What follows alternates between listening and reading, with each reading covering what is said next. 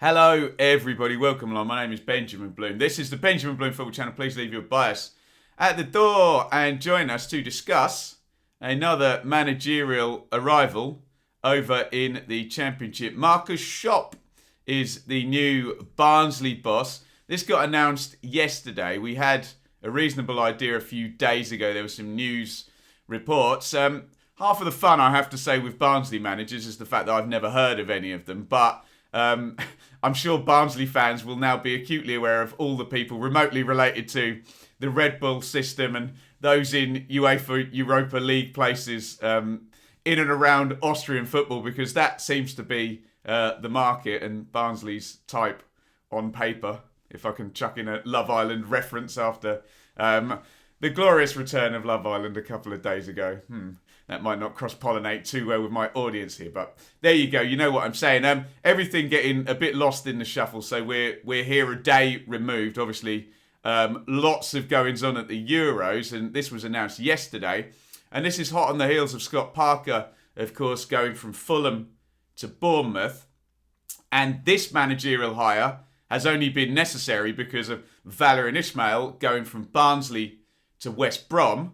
Remember, also, Sheffield United have brought in Slavisa Jokanovic. And with Fulham open, that does mean that all three Year 1 parachute teams relegated down from the Premier League are going to be going with new managers. Barnsley, obviously, a playoff team themselves last season, going to be going with a new manager. And pre-season training for a lot of people started on Monday, didn't it? So they've got it all sorted. We are still keeping an eye on Steve Cooper at Swansea, and the Fulham job is open, and Chris Wilder is still available. I think Everton are doing Benitez now, and I think Palace are doing Vieira, so there'll still be a few more moves, but certainly owners are going to want to get things sorted, and Barnsley have gone ahead and done that. The bar is high at Barnsley now after a good few seasons and a playoff finish last season.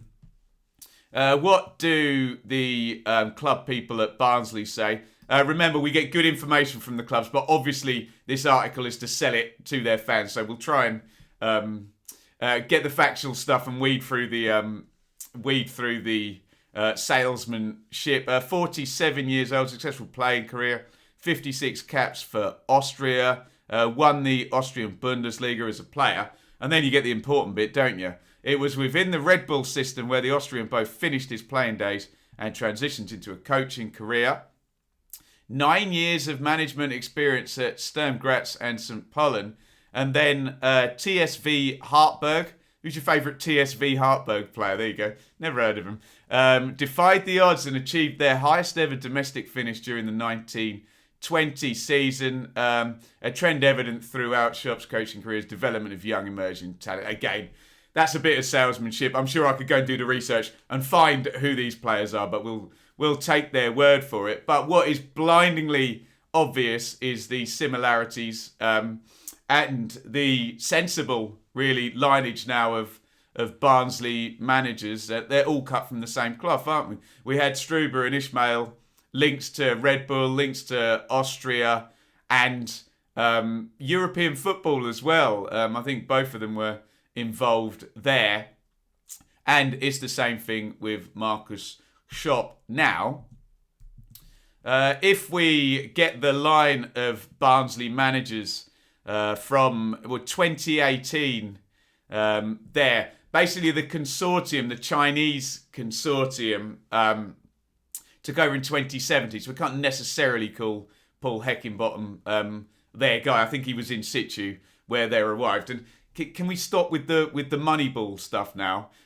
This is the Barnsley way. Let's forget about a baseball team from 20 years ago, however smaller percentage anyone linked with that has it in. This is football, and this is the 2020s now, and Barnsley very much doing it their own way, despite the kind of somewhat lacking comparison that often gets thrown in there purely because of that link across. But Jose Moraes really, under these guys, has been the only bust. But to give some credit to him, if you look, he arrived there in mid-season 2018. But if you remember back, Paul Heckingbottom was there, wasn't he? And he went off to go and do the Leeds job for a very short period of time.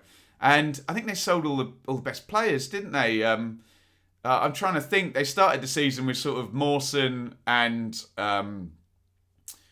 Bree and Hurahan, Heckingbottom, Winall as well. Did they all go in January? And Stendhal, it's not Stendhal, sorry, as well. Heckingbottom as well. So maybe we'll give them a pass on that one. But the next hire, obviously, Daniel Stendhal did very well. Got them promoted out of League One in the 18-19 season. And then there was this awful start in 1920, and then Stendhal went, which seemed a bit of a surprise at the time. And let's be honest, because I did a video on it at the time, a lot of unhappy Barnsley fans, around that period. But then Gerhard Struber was a decent hire, wasn't he? It took ages to get him in the end, just survived relegation on the last day. Playing, and I remember the game against Leeds where they went away to Leeds and very brave, very front foot, sort of pressing and attacking at Leeds, where a lot of sides that had done that against Bielsa's Leeds had got taken to school, frankly, hadn't they? So there was that sense that sort of had he been there a bit earlier, I think possibly Barnsley wouldn't have been in quite the bother they were having to get out of it on the last day. Then, of course, Struber, the links to the Red Bull group and this idea of stepping stone. Barnsley fans won't like that term, but I do think they possibly sell themselves as that to managers, don't they? Look, we'll get you one step removed from the Premier League. And sadly now, two of their managers have come and gone after doing pretty decent jobs at Ismail's term. Very good job. Talk about Ismail, who arrived, look at that, late October 2020, and the big surge up into the playoffs. Yes, we must say, most of the squad assembled there weren't brought there by Valérien Ismail. Obviously, who came in the... Carlton Morris came in the January, and then he, I guess, is responsible for the promotion of sort of Ramal Palmer and maybe the development of Callum Britton. But that would be good news for Barnsley fans, because obviously that recruitment side is working independently and in conjunction with, but not reliant on, whoever's in the managerial hot seat. And it was just a brilliant season from Barnsley last year to finish in 5th place. Perhaps the football changed, well, quite a lot actually, from Struber to Ismail, where we went from a kind of neat and tidy side, pressing on the front foot, getting men forward, being brave, not typically second-tier English side for sure, to this Ismail stuff where it was just attack, get the ball forward, press, substitute all the front three after 60 minutes and keep on pressing. Direct but very exciting football. So it's going to be an interesting transition. I suppose the most sensible thing would be to go exactly halfway between Struber and Ismail, although let's be fair, all the players are used to this massively high energy and brave and disruptive football that Barnsley managed to play last season.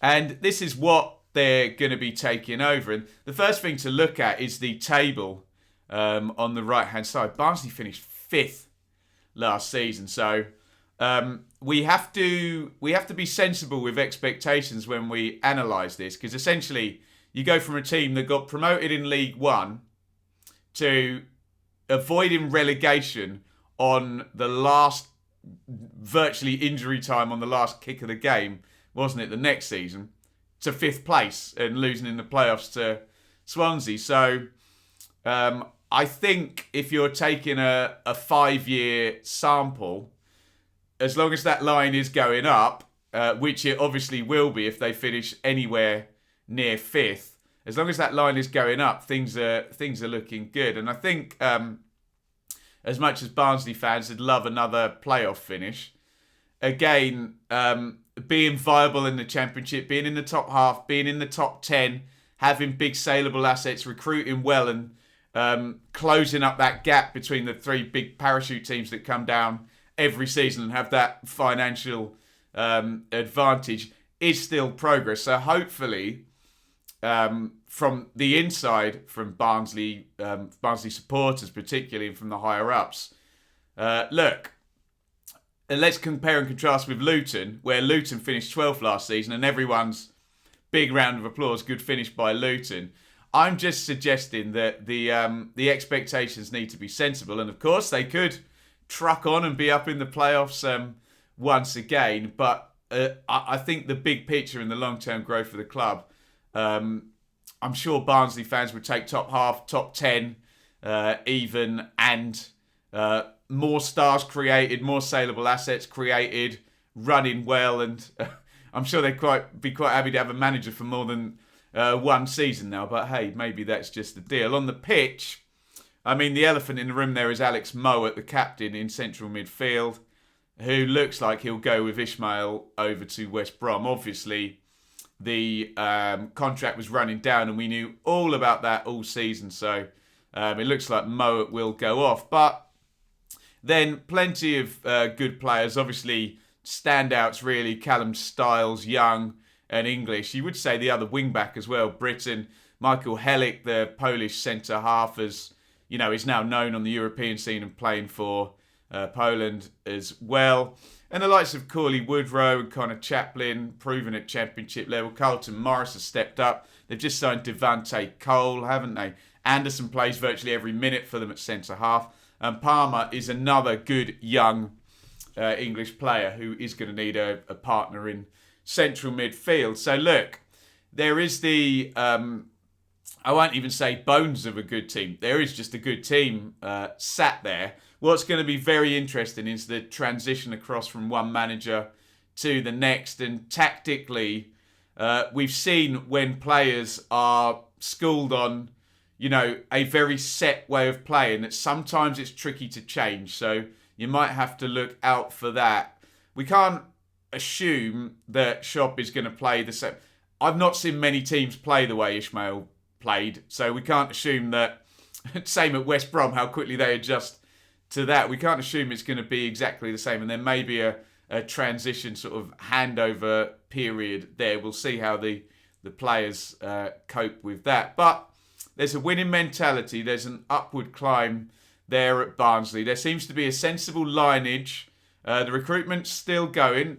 So I suspect we'll see some more players coming from Europe that I've never heard of going to Barnsley and become viable championship players. And the key thing is, as I always say, for any club that doesn't have parachute money, you need stars and you need players that you can sell. And as much as you don't want to lose obviously not going to get any money from Mowat, but as long as you're creating a Stiles or a Britain, a Palmer or a Helix, or about whoever's high value and a decent age, you're in that position where you can recruit and move, unless of course you get that lightning in a bottle season. If Barnsley had gone all the way through, sometimes it happens, doesn't it? Think Huddersfield in 16-17, where they had the good season and got promoted in the good season through the playoffs.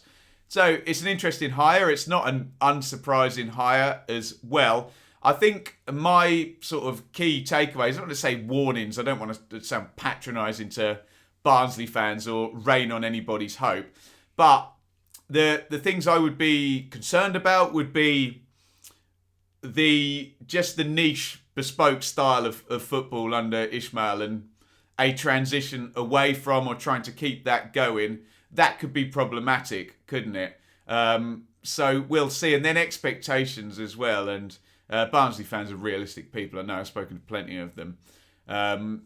Even a drop down 5 places, 6 places, 7 places to 12th, it's not the end of the world if recruitment continues to be done well, if the club continues to be run well, which it is, and stars are created that can be sold in the future or become the backbone of your lightning in a bottle super season. Those would be concerns, but by the way, there's plenty to be positive about. Team finished 5th last season. The lineage is smart. It fits in with everything else. The recruitment in the club has run well for a good few years now. So if that can be continued, then who knows? We'd be talking about another playoff style season again. We will find out. At the moment, we know nothing. And until Marcus Schopp is sat in the dugout and we can watch his Barnsley team play, there's a lot of guesswork going on as to how it would go. But hey, that's all the fun of the fair. I've had my say. Now you have yours down in the comments on Marcus Schopp arriving as the new Barnsley boss. How do you think he'll do? How do you think the adjustment from that very unique style last season to whatever Schopp's going to do? Or is he going to try and replicate that unique style? Who the hell knows? Again, ask us at the end of August and we'll actually know when we've seen some games played. And where do you see Barnsley finishing? What would be success? And will he hang around for the duration of that 3-year contract? All questions that Barnsley fans will be asking. But let's be honest, never a dull moment at Barnsley. They're either finishing in the playoffs, escaping on the last day of the season, getting promoted from League One, getting relegated, winning the playoffs the season before, didn't they? I can't remember. It's been good fun following Barnsley, hasn't it? So long may it continue for their fans, and we'll see how Marcus Schopp does. Get your thoughts in the comments. And that'll probably be me for the day. We'll have a bit of a rest and we'll be back ready for the Euro quarter-finals starting on Friday. But look, something will break and we'll have to talk about it. So we'll see you very soon on the channel. No doubt. Thank you everybody for watching. Get your comments in on the new Barnsley manager, Marcus Schopp. Over and out. Thank you so much for watching. If you enjoyed this video, please hit the like button to see more videos from this channel. Hit the subscribe button and to be notified every time we upload. Ring the bell for those notifications to come through on your device. If you really want to support the channel and me as a content creator, I will be eternally grateful if you head over to the merch store and grab something, or support over on Patreon, patreon.com/BenjaminBloom. Thank you for your time. Go and watch another video.